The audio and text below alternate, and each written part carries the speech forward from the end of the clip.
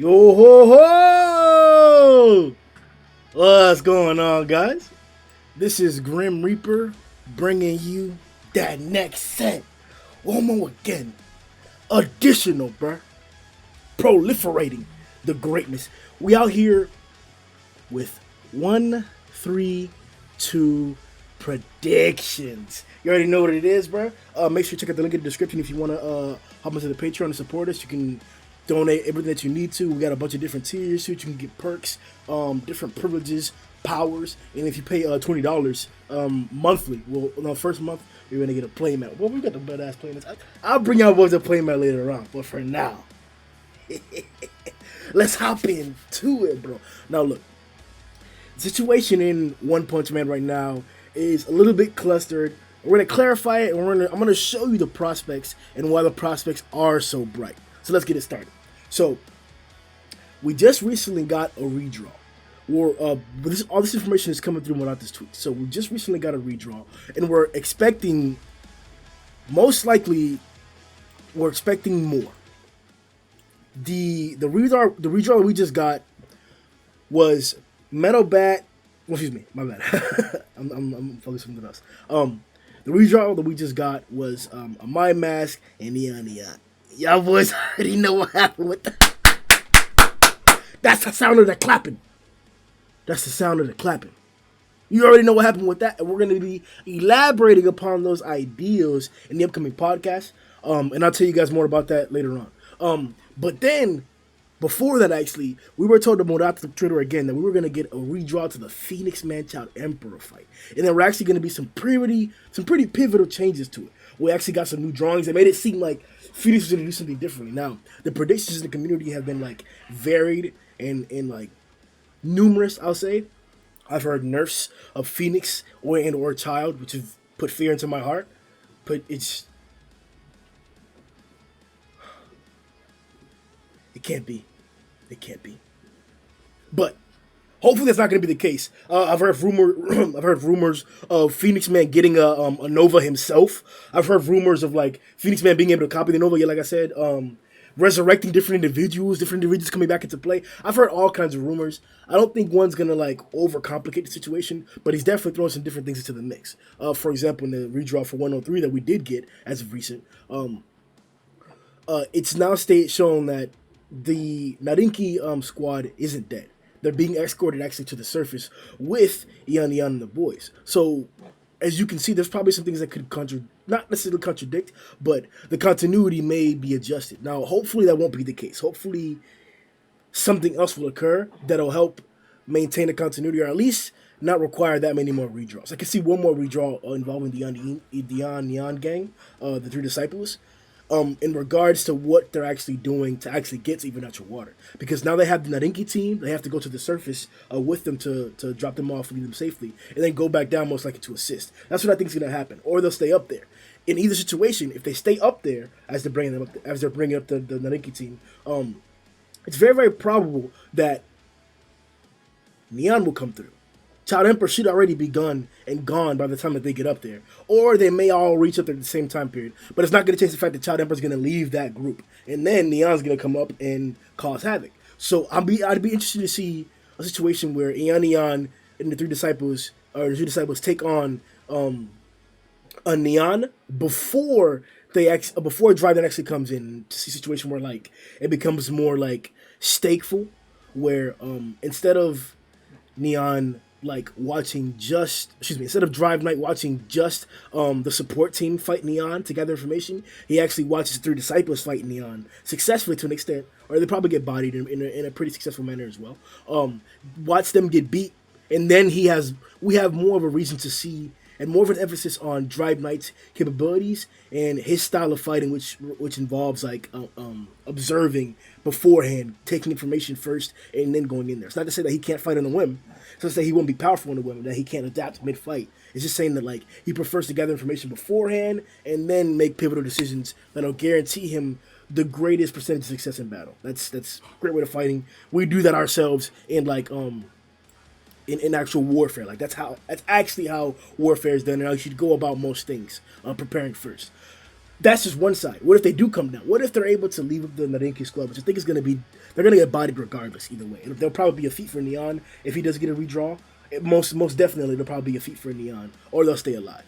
I'm expecting them to leave them and then come back down, and then somehow, probably, matter of fact, I'll take that back. They won't, the Narinki team won't want to go back up, and they want to finish their mission. But yeah, because I can't. Yeah, well, Gunma was technically saved, but he wasn't out of the tunnel yet. They weren't out of the tunnel yet. So it depends on what intel they get, right?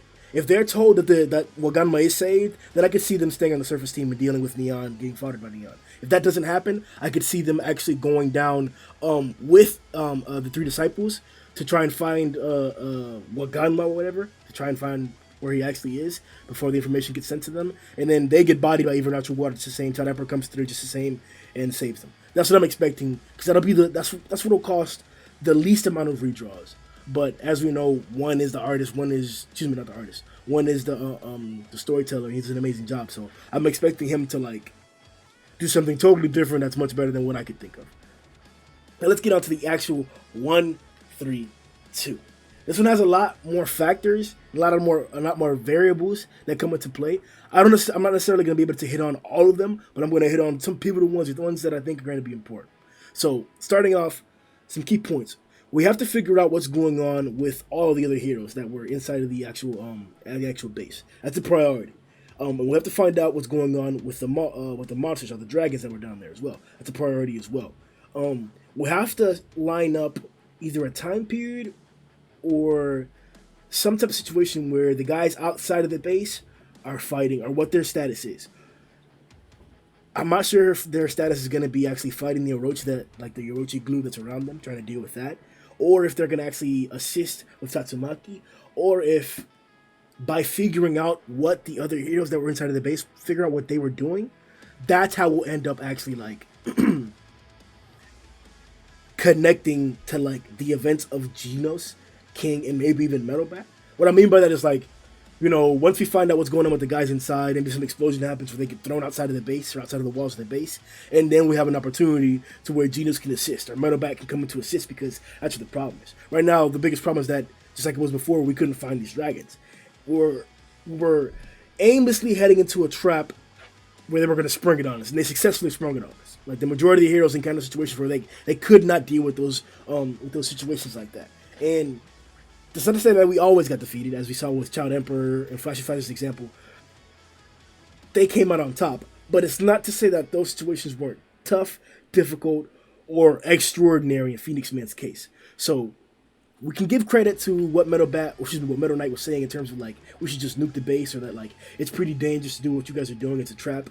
You're gonna get killed, and I don't want to be responsible for that, or I don't want to lead you to your deaths. I could see his point is pretty much like verified now. It's been verified for a while, but looking at it at this point, trying to predict what's going to happen next, we can look at that as being like a pivotal point in which the storytelling was trying to foreshadow things. So with that foreshadowing, with the lining of other heroes, I'm expecting Overgrown Rover to be pivotal still in terms of like deciding something huge. So as I mentioned, I can't touch on every single point, every single character's a fight or who they're going to fight, because I honestly think they're just going to fall back down to where they were before and deal with it like that. Like, I don't really think there's another hero who can realistically fight Black Sperm. But Atomic Samurai has to fight and beat Black Sperm, especially because he's been given a tool to beat him already. I think that's going to become pivotal. I think it's going to be like a dangerous situation, or like a drawn out occurrence, maybe even between chapters like it has been. Maybe even it'll get the Tatsumaki treatment, Giro Tatsumaki treatment, where they were given like 6 to 8 pages in between several different chapters, and that was pieced together the entire fight. I think it'll be like that, and then at the end we'll get like a big climax, maybe even this entire chapter, because Atomic has gotten a favorable treatment. Like, I know people will want to complain, or like, not necessarily complain, but hype at the fact that like Black Sperm's clapping his ass, but like the great part of it is that like he's gotten multiple chapters dedicated to that fight. Like Flashy Flash only got 1 chapter for his, well, he got 2 chapters for his fight, but like, okay, we'll give him that. Flashy Flash got 2 chapters for his fight. Gums hasn't gotten his own fight, or his own chapter for his fight. Pooty didn't get that treatment. I guess for the Vakuma thing, but that was really like a demon thing. Atomic Samurai had a good portion, and his chapters were consecutive. He got a principal fight. Just like, not as good as Child Emperor's principal fight. That was like a mainstay. Like, Child Emperor is, by default, he's the star of this arc right now. We could talk about, and on the hero side, we could talk about Goro being like the star, obviously, and Orochi being a pivotal thing, but like, the hero who's put in the most work so far, it's almost inarguably Child Emperor. He's done an amazing job, and we'll make a video about his efforts later on, but I don't think Atomic Samurai is going to get an extended chapter or a full chapter like he's previously did for his fight this next one. I don't think 132 is going to be that. It may not even be 133 or 134. It may be a few chapters before that because it'd be good to establish the rest of these fights into a good, stable basis. Obviously, we have to find out what everybody's doing, so we are going to see where Atomic Samurai goes, if he goes back to Black Sperm or not. But I don't think that he's not going to fight Black Sperm, and I don't think that we're going to see it immediately. Nobody gives a fuck about Pig God and Gums. Fuck them niggas. Zombie Man and Homeless Emperor. Homeless Emperor's still a huge like plot point because he was introduced with having or being given this trait, power, gift of this like other figure. This figure is Dr. Genius level. We're not saying that he can fight. I'm not saying that the figure that Homeless Emperor was looking at like can fade or whatever, or that he reimagined or whatever can fade because we just don't know the instance of it. But like to be able to make something a dragon, that's pretty like potent. Like that, he is Dr. Genius level already, and Dr. Genius is like pretty unanimously agreed the best scientist in the series right now. So to have somebody who can just on a whim give you dragon level powers, that's pretty potent. Sure, he's not Karnas Kabuto level. I'm not giving him the feats of Dr. Genius, but he's there. He does have that accomplishment. Having Homeless deal with anybody else is less constrained as Black Sperm. You know, Black Sperm, obviously, no matter who really goes at him, he's probably going to have a tough time. But Homeless Emperor, people are like downplaying his capabilities. I don't necessarily agree with it because he's pretty powerful and important to me. I don't think that a lot of guys could really deal with the speed of his attacks, the agility of attacks, his awareness. Like, this man, like, we have to remember, like, take into account what's really going on here. Like, I know this is a story, but, like, the feats that they depict are, like, physically accurate. Like, they try... The reason why you understand them is because they relate to the real world. So when somebody shoots a gun, you're supposed to think about it as, like, a real gunshot. And the reason why you're seeing the bullet or whatever is because that person is perceiving it. They're seeing that thing go that fast. So, taking that into account, it was after the gun was shot, after the bullet was close to Holmes' face, he was able to maneuver an orb to block it. That's incredible reaction time. And he was actually looking at the bullet. He's able to track the speed of a bullet. That's crazy. That's crazy. He did an amazing job with that. Homeless Emperor is dangerous. He's still a dangerous threat. Anybody who encounters or runs into him could be in a dangerous situation. I'm not saying that if Darkshine runs into him that he's just going to one-shot Darkshine. Or that I don't even think that Darkshine could one-shot Homeless Emperor because of the potentness, of his like firepower. But I still want to see more. It's not like Homeless is blowing up like city blocks on whims with single orbs like Vaccine Man was. It was in a contained room. It was a barrage though, a rapid barrage. So I can see overwhelming number of attacks, successful attacks, being something to dislodge an individual like Darkshine, if Darkshine were to run into Homeless Emperor. But once again, I'm not sure who's going to be the one to take out a lot of these guys.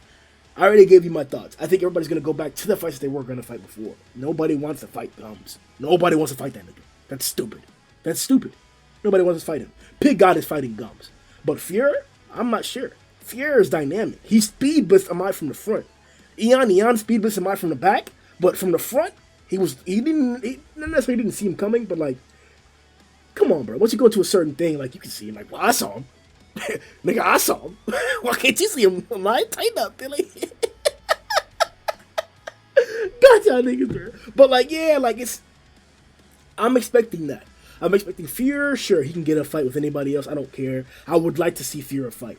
Amai, it doesn't matter. I don't care. But I would like him to actually accomplish the defeat of Fuhrer Ugly, if that. Like, this nigga's on some bullshit, bro. Like, Dos S just tanked one of his attacks.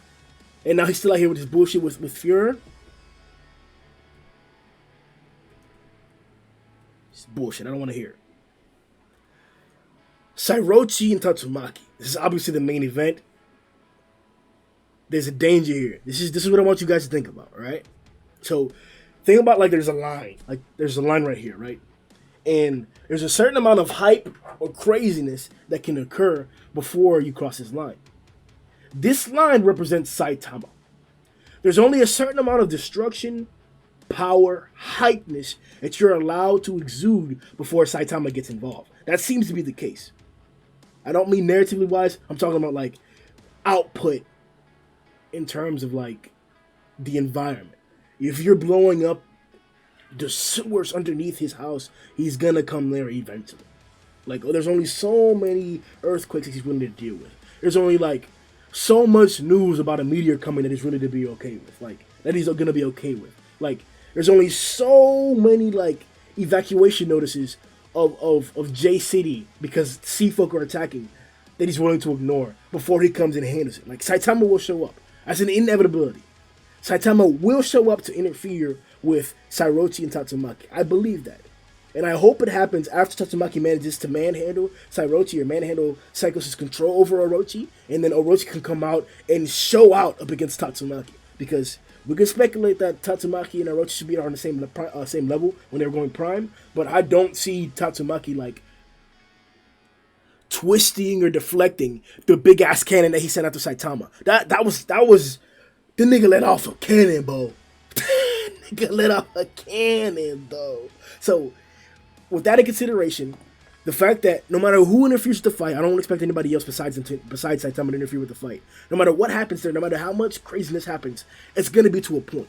And once we reach that point, Saitama's gonna get involved. I just hope that Orochi is free by the time that happens because I want to see Orochi like show off. I want to see Prime Orochi show off. That's one of the best designs we have in the series. I want it back. Like, not only has he expressed his own desire of like, he wants them Saitama cheese, bro. He was clapped. Now he want to clap, but like it's only natural for that to have to be the case. The same reason for Metal Bat as he's coming in. Metal Bat is gonna be a pivotal matchup along with Genos. We're gonna line up with, and I wouldn't be surprised if they line up to fight somebody together because they're both outside. Metal Bat's probably gonna run into the fights outside first.